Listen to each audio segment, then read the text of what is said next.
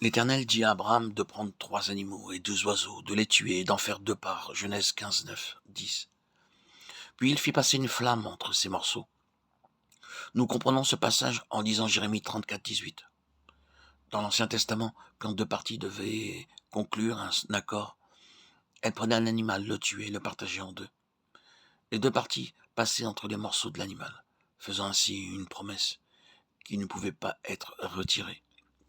Je livrerai les hommes qui ont violé mon alliance, qui n'ont pas observé les conditions du pacte qu'ils avaient fait devant moi, en coupant un veau en 2 et en passant entre ces morceaux.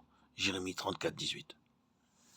De la même façon, Dieu établit une alliance irrévocable avec Abraham pour donner à sa postérité la terre promise. En ce jour-là, l'Éternel fit alliance avec Abraham et dit : « Je donne ce pays à ta postérité depuis le fleuve d'Égypte jusqu'au grand fleuve, au fleuve d'Euphrate. » Genèse 15, 18. Dieu déclara d'emblée à Abraham comment sa postérité, en tant que nation, séjournerait pendant 400 ans en Égypte, pour retourner ensuite à la 4e génération dans la terre promise. Et l'Éternel dit à Abraham : « Sache que tes descendants seront étrangers dans un pays qui ne sera point eux. Ils y seront asservis, et on les opprimera pendant 400 ans. Mais je jugerai la nation à laquelle ils seront asservis, et ils sortiront ensuite avec de grandes richesses. » Genèse 15, 13 et 14.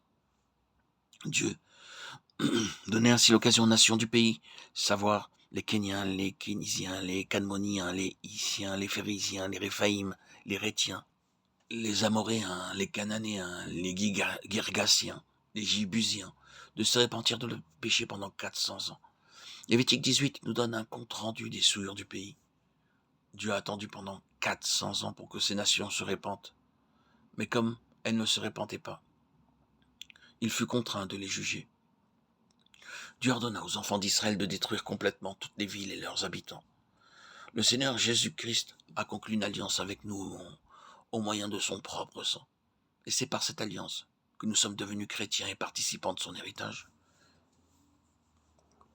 Par ailleurs, nous serons chargés par lui de juger le monde et même les anges. Ne savez-vous pas que les saints jugeront le monde ? Et si c'est par vous que le monde est jugé, êtes-vous indigne de rendre les moindres jugements ? Ne savez-vous pas que nous jugerons les anges ? Et nous ne jugerions pas à plus forte raison les choses de cette vie. 1 Corinthiens 6, 2, 3. Pour bénéficier d'un tel privilège, nous devons avoir une foi forte et active. Une foi qui ait raison de tous les doutes et qui nous rende capables d'obéir à Dieu quand il s'adresse à nous.